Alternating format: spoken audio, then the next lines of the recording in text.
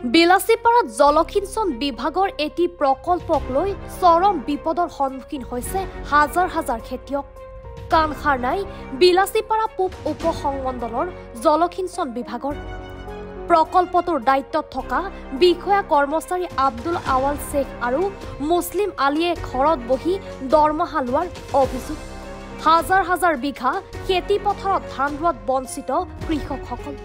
জলসিঞ্চন বিভাগৰ ফুটকিবাৰী বৰুৱাপাৰৰ গৌৰাং নদীত থকা পানী প্ৰকল্পটো বিগত এবছৰৰ পৰা সম্পূৰ্ণৰূপে বন্ধ হৈ আছে, যাৰ বাবে ইৰি ধান খেতি কৰাক লৈ হাজাৰ হাজাৰ খেতিয়কৰ মাজত সৃষ্টি হৈছে হাহাকাৰ পৰিস্থিতি। অতি শীঘ্ৰে বন্ধ হৈ থকা পানীৰ প্ৰকল্পটো সক্ৰিয় কৰি খেতিয়কসকলক পানী যোগান ধৰিবলৈ চৰকাৰলৈ কাতৰ আহ্বান জনাইছে খেতিয়কসকলে। প্ৰকল্পটো হ'ল ফুটকিবাৰী জিপিৰ আণ্ডাৰত যে গৌৰাং ব্ৰিজৰ ওচৰত যিটো প্ৰকল্প ইৰিগেশ্যন ইৰিগেশ্যন স্কিম। আজি আমাৰ এটা সমস্যা এইটো হৈছে, এই চৰকাৰে সুবিধা দিছে, হয়তো ইমান টকা খৰচ কৰি এটা আপোনাৰ স্কিম বনাইছে, কৰ্মচাৰী ৰাখিছে, কিন্তু কৰ্মচাৰীটো কোনো খবৰেই নাই। স্কিমটো যে আমি এই খেতিবিলাক যে এতিয়া কঠীয়া তুলিছোঁ, এতিয়া কঠীয়াতে এতিয়া চব কৃষক হাহাকাৰ লাগি গৈছে, পানী নাই, এনে পৰি আছে। মানুহ কোনো আমি বহুতবাৰ ৰিকুৱেষ্ট কৰিলোঁ, কিন্তু তথাপিওতো কোনো আওকাণ নলয়। এতিয়া সেই খেতিখিনি কেনেকৈ কৰিব মানুহখিনি? কৃষকটো মৰি যাব তেতিয়াহ'লে। চৰকাৰে সুবিধা দিছে, কিন্তু সুবিধা চৰকাৰৰ যদি কৰ্মচাৰী অৱহেলাত যদি কৃষকৰ খেতিখিনি কৰিব নোৱাৰে, তেতিয়াতো কি লাভ হ'ব? লোকচান এতিয়া কঠীয়া তুলিছে, ফুটকিবাৰীলৈকে এইটো কেনেল গৈছে। তাৰ আগৰ বছৰ বন্ধ যোৱা বছৰ দিছিলে, ঠিক কৈছিলে, কিন্তু এইবোৰ এইবেলিতো স্কিমটো নাই, কি কৰিব লাগে, নহ'লে ইহঁতে খাইছে খালে নষ্ট হৈছে ভাল কৰক। আমিতো বহুতখিনি জনাইছোঁ, আৰু এনেকৈ কাক জনাব? ইয়াততো উপস্থিত যে কোনো মানুহে নাহে, ইয়াত যে কৰ্মচাৰী ৰাখিছে চৰকাৰে, কোনো কৰ্মচাৰীয়ে নাই, কাক জনাব? এই কৃষক মানুহ তেনেকুৱা ধৰণৰ কথা এইটো।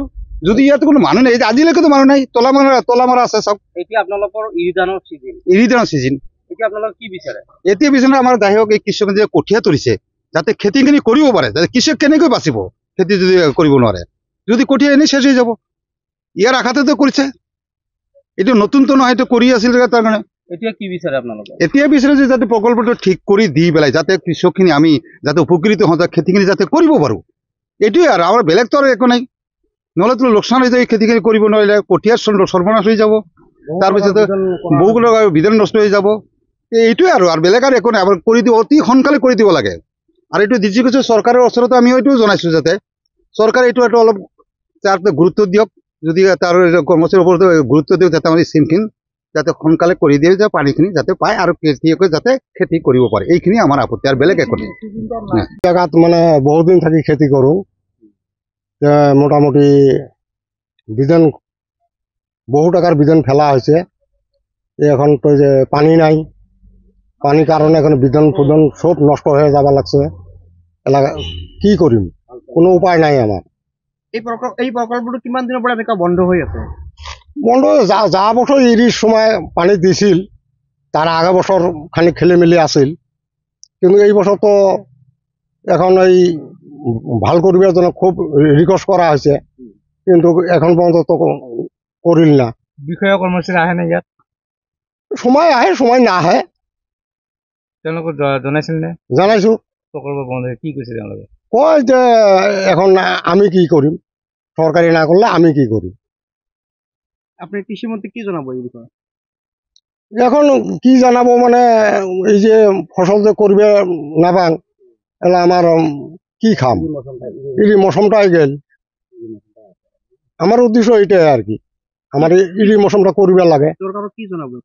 সরকারে জানাবো মানে পানিটো দিবা লাগে আর কি, তাইলে আমার ভালো হবো আর কি। বিলাসীপাৰাৰ পৰা নুৰাফৰুজুল ইছলামৰ ৰিপৰ্ট, এনি ভাৰত 24।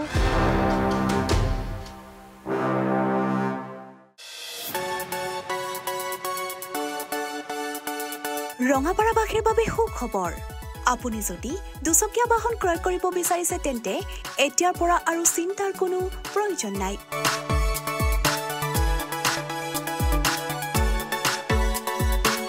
আপুনিও আহিব পাৰে DBP associate Bajaj two wheeler ডিলাৰলৈ।